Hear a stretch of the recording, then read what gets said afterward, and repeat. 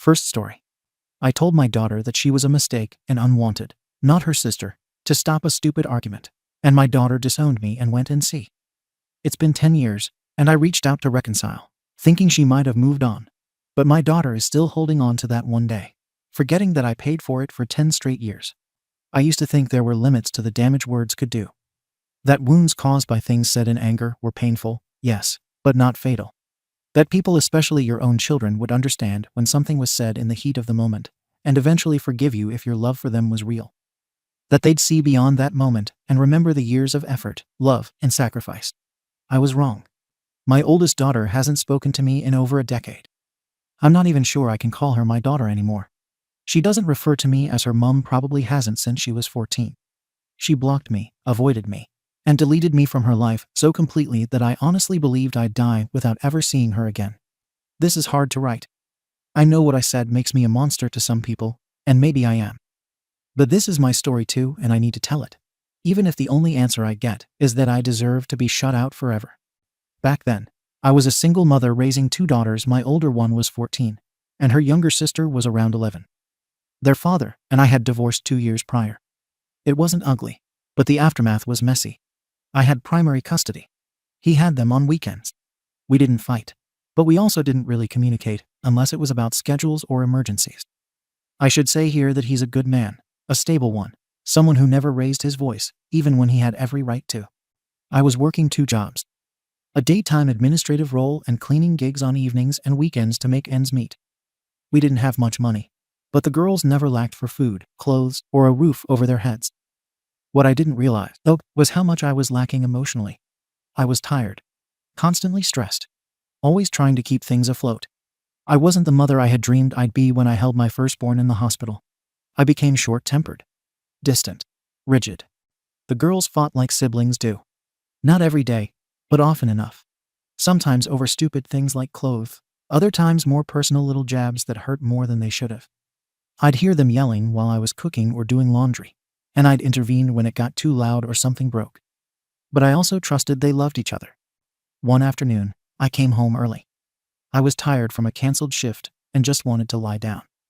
As I came down the hall, I heard raised voices coming from the bedroom. My older daughter's voice pierced through first, sharp and angry. "You weren't even wanted. You're just a burden to Mom." That sentence sliced through me. I knew they both said horrible things in arguments. But that one, it felt too real. Too personal, like she was speaking a truth she thought we'd all been thinking, but hadn't said aloud. I walked in before her sister could answer. She had that smirk on her face, like she was winding up for something equally nasty.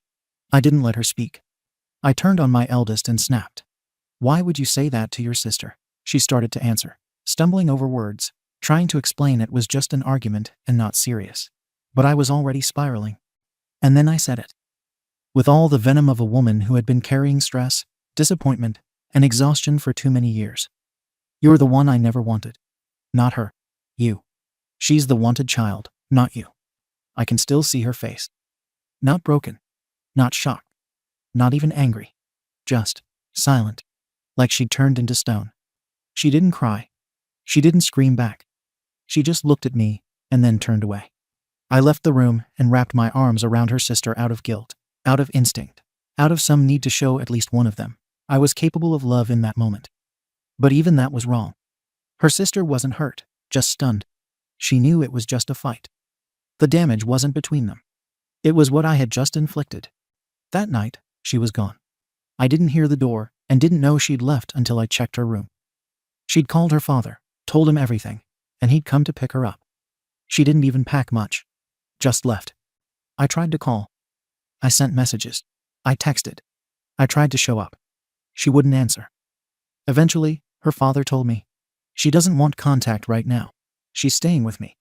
He had every legal right to challenge custody now that she was old enough to decide. I didn't fight it. I didn't have the strength. But more than that, I knew I'd lost the right to decide where she belonged. Her sister told me later that she had explained everything to her. That what was said during that fight was mutual, ugly, and meaningless. That it was just kids arguing. I don't know if that made it better or worse. I wasn't angry at my daughter for what she'd said. I was angry at myself for how quickly I'd turned against her. The days after she left were a blur. I still had one daughter at home, and I tried to be present for her, to not repeat the same mistakes. But my heart wasn't whole. I kept thinking of my firstborn, where she was sleeping, what she was thinking, whether she hated me, whether she replayed my words like I did every night. I saw her once. I had gone to her school, pretending to be there for paperwork, hoping to get even a glimpse. She saw me from a distance, turned her head away, and walked faster. That was the moment I knew it was over.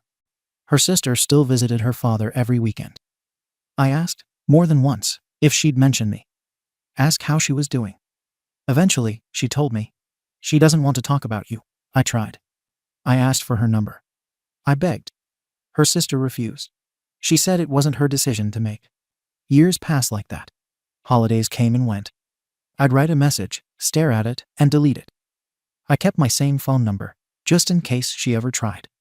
I updated my email address to something more professional and sent it through her sister, hoping one day she'd reach out. She never did. I went through grief like someone had died, but there was no funeral, just silence. Every time someone asked about my kids, I'd say I had 2 daughters, one I see often, and one I haven't seen in years.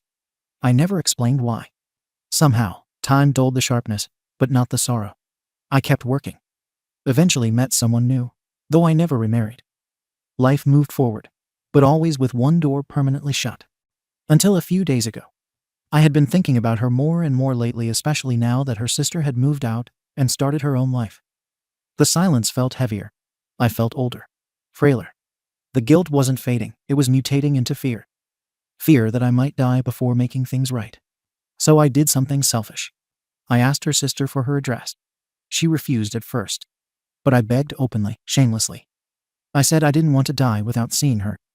Eventually, after weeks, she gave me a look I'll never forget. Not anger, not pity, just quiet resignation. She didn't give me the address, but she told me where she worked. I looked her up. Found her house through property records.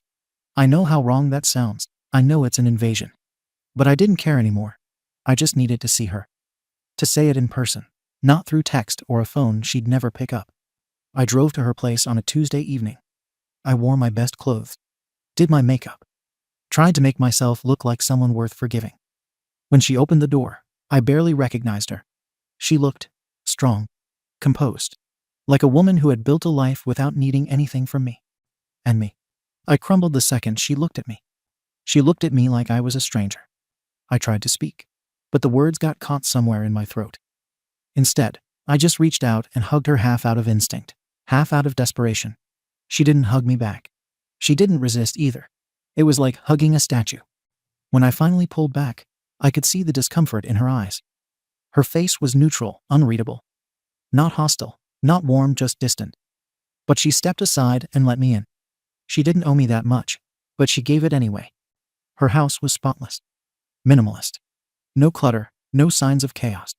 She asked what I was doing there. Her voice was cool, level, and not cruel, just devoid of familiarity.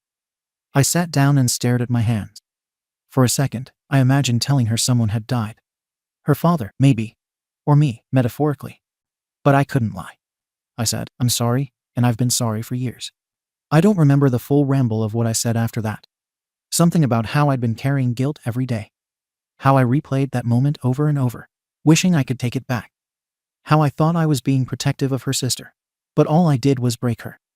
How the stress, the exhaustion, the pain, it wasn't an excuse, and I wasn't trying to justify anything. But I needed her to know I hadn't forgotten. I hadn't moved on. I couldn't. She didn't interrupt. She just listened.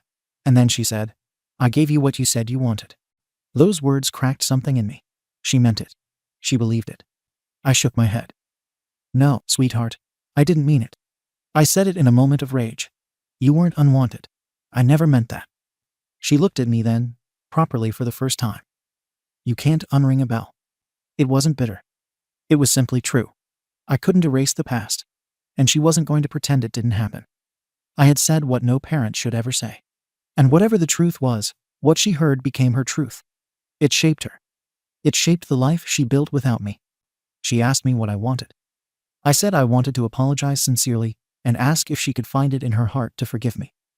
Not today, not tomorrow, just someday. I told her I wanted to be part of her life again, even if it meant starting over as acquaintances. She didn't rage or accuse me of anything. But her next question was simple. Why now? I told her the truth. That I felt time slipping away. That her sister was out living her life. And I had nothing but years of silence and regret weighing me down. That I was scared. That I didn't want to die with this still hanging between us. She nodded. Not in agreement, just acknowledgement. She said, I'll think about it. That sentence should have given me hope. And maybe it did. But it also confirmed something I had feared. She'd spent so long, not needing me, not trusting me, that letting me back in was not going to come easily. Maybe never. She asked if I had her number. I admitted I didn't, that I'd asked her sister, and she refused to give it to me. I asked if I could have hers. She said no, but she'd take mine. If she wanted to talk, she'd be in touch. I told her I understood. I thanked her for at least letting me in, for not slamming the door in my face. Before I left, I turned to her and said, You were wanted. Every day, even in my worst moments. She didn't reply. I haven't heard from her since. That was 3 days ago. I've been staring at my phone like a teenager waiting for a text. I keep replaying our conversation in my head, wondering if I said too much, not enough, or the wrong thing. I don't know. I know what I did can't be undone. I told a child she wasn't wanted. I made her feel unsafe in the one place where she was supposed to feel unconditionally loved. And then I tried, far too late, to patch it together with words. Maybe I don't deserve another chance. Maybe the years I lost were the price I had to pay. But I'm not writing this to make myself feel better. I'm writing this because I truly, deeply, from the bottom of my heart, want to know. Is there anything I can do to fix this? Should I give her space again and hope she reaches out someday? Should I write her a letter? Send updates now and then without pressuring her? Do I wait? Do I fight harder? Or do I finally accept that some bridges burn forever and stop standing in the ashes? Reddit. I'm not looking for absolution. Just a path forward. One that leads me to my daughter. If there's still one left to walk. Comments. Comment 1. Wow. You actually told your child she was unwanted, and now you're shocked she built a life without you. You basically gave her emotional abandonment issues on a silver platter, and now you want sympathy. If she never speaks to you again, it's because you earned that. Actions have consequences. A child doesn't forget being told they're a mistake. OP. I'm not asking for sympathy. I'm asking if there's anything left I can do. I already know I caused her pain. I've lived with that every day. What I said was unforgivable, I know that. But I also believe that regret only means something if it drives you to change, to make amends. I would give anything to take it back. I'm not entitled to her forgiveness. But I needed to try, even if that means hearing from people like you that I don't deserve it. Comment 2. You were wanted. Every day. Even in my worst moments. Lol. Ma'am, you literally said the opposite when she was a vulnerable teen. This isn't Hallmark. You don't get to screw up the childhood DLC and then demand access to the adult expansion pack.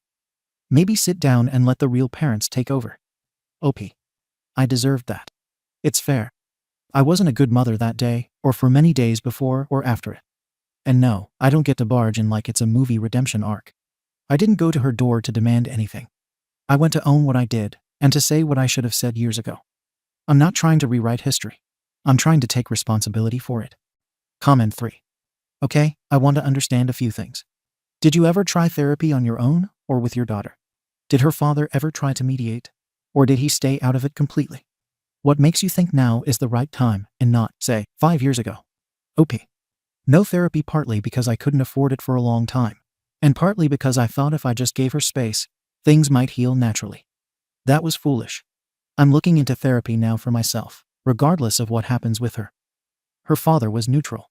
He protected her peace, and I don't blame him for that. He never badmouthed me, but he didn't encourage contact either. I don't think there is a right time.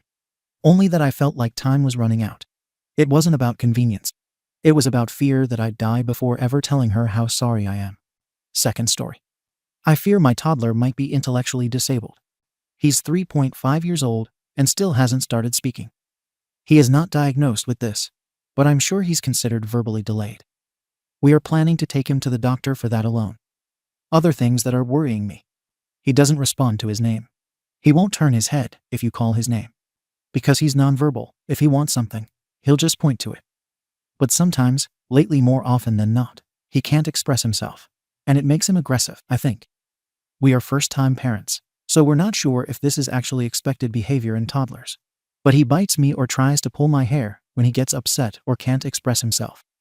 Sometimes he tries to pull his own hair, and it hurts my heart when he does that. It seems like not only can't he talk, but he also can't understand the simple verbal questions that are being asked of him. Like, if I ask him something like, "Are you happy?" he won't even nod his head. He laughs, cries, and shows all his emotions just fine, so it's not because he's shy. Or if I ask him if he wants some candy, again he won't nod or shake his head. Only when I physically point him to the candy or whatever I'm offering will he respond by nodding or shaking his head. I usually can get his attention by clapping my hands, but sometimes he won't even react to that and gets totally lost in his own world. However, there are positives that give me a little bit of hope. He can make eye contact just fine, and is also very bubbly when he's not upset. He likes to play pretend and doesn't seem to have sensory issues. I think these kinds of things rule out autism. However, they don't rule out ID. Also, it can't be his hearing because he passed his newborn hearing test, and he reacts to noises, well, most of the time. If it's an ordinary everyday noise, he might ignore it, but he will always react to noises like thunder or siren noise by turning his head or by curiously looking around. But that's the thing. He doesn't seem to be even remotely scared of loud noises like many other toddlers do. It just rubs me the wrong way. I know he's still young, but I feel like his sense of danger is very underdeveloped. Relevant comments. Commenter 1. Please make an appointment with your pediatrician ASAP so that they can review with you and start to get him the right support in place. My brother was very speech delayed, which made him frustrated. And speech therapy not only helped him speak, but also gave him confidence and peace that he was able to be understood. OP, that's our plan. We will take him to a pediatrician for his speech issues first. We also definitely want to get him evaluated for autism. Unfortunately, the waiting list is very long. But we have to because he's showing some clear signs. This is all so scary for us. Commenter 2. You say he hasn't been diagnosed with anything, and that you are planning to make a doctor's appointment for him. When was the last time this kid saw a doctor? I would think he would have raised red flags with the doctor ages ago, and would already be well on the way to a diagnosis of some sort already. OP, 6 months ago, he was sick, and we did mention our concerns about his delayed speech, but we've been told we need to make a different appointment for this. We were actually planning to take him to a pediatrician for his speech since he was like 2.5 years old. But my mom kept reassuring me, saying that I and all my brothers were late speakers as well, and he will be fine too. Clearly, he's plenty smart, and we shouldn't hurry because they diagnose every little thing nowadays. I'm not putting all the blame on my mom. We should have been more responsible, but honestly, she got into our head. Commenter 3. Hi, I'm an SLP. I definitely think making an appointment with the doctor to discuss your concerns is a good idea. Also, get his hearing checked again. Hearing can change after birth due to ear infections and other reasons, so it is very important to rule that out. It sounds like he is communicating via gestures like pointing and vocalizations like yelling and grunting. Have you tried baby sign language or other signs? Model a sign for more and all done when eating, and he may start using that. It won't hinder speaking. It will just take some of the pressure off him and help him communicate. Keep modeling language to him, narrating your day and what he is seeing and doing. Read books together. Good luck. OP. I was teaching him baby sign language, and he was actually quite responsive. He even picked up some signs. But we have been told by my mom that this is hurtful for his speech, and his delay will get even worse if I keep signing with him. I wish I had never listened to her and didn't stop signing, but unfortunately I did. We are young parents. I was a minor when I got pregnant with my son. I'm 18, almost 19 now. We're living with my mom, so she gets a big say in how we raise our son. Commenter 4. Can you please respond to the question regarding his pediatrician? When was the last time he was seen by his pediatrician? How often does he go? And what kind of screening tests do they do when he goes? OP. He gets vaccinated. But except for that, he only gets to see his pediatrician when he's sick, which was 6 months ago. OP explains why her son wasn't going to his regular visits. OP. I was a minor and still in high school when I got pregnant with him, and back then my mom was handling his appointments. I now handle most of his appointments, but I also go to college, and my boyfriend works, so sometimes neither of us is available, and it's been hard to get him regular visits. I am genuinely so sorry. We should have done better. Unfortunately, I can't change the past, but I want the best for my son, and I will do better. Update. July 16th, 2025. 1 week later. Update, it was hearing loss. About a week ago, I posted here about my 3.5-year-old. So many of you encouraged me to take action, thank you. Truly, we booked a pediatrician appointment the very next day. We took him to a new pediatrician. She was so kind and validating. She agreed he's severely verbally delayed and immediately referred us to a pediatric audiologist and a speech-language pathologist. Luckily, we were able to get an audiology appointment just a few days later. Turns out he has severe bilateral hearing loss. I couldn't believe it. I cried the whole way home. I told them he passed his newborn hearing test and he reacts to noises. Most of the time, I can get his attention by clapping my hands. We were told that his hearing loss was likely progressive, and he might have been feeling the vibrations and reacting to that, especially if I was clapping my hands while standing right behind him, which I was. The other noises I reported him reacting to are all considered very high dB noises, which can still be heard and/or felt within his hearing loss range. But he isn't hearing normal everyday speech. He will need a hearing device. We were told that hearing aids can only offer him very limited benefit and minimal access to sound, but they won't be enough.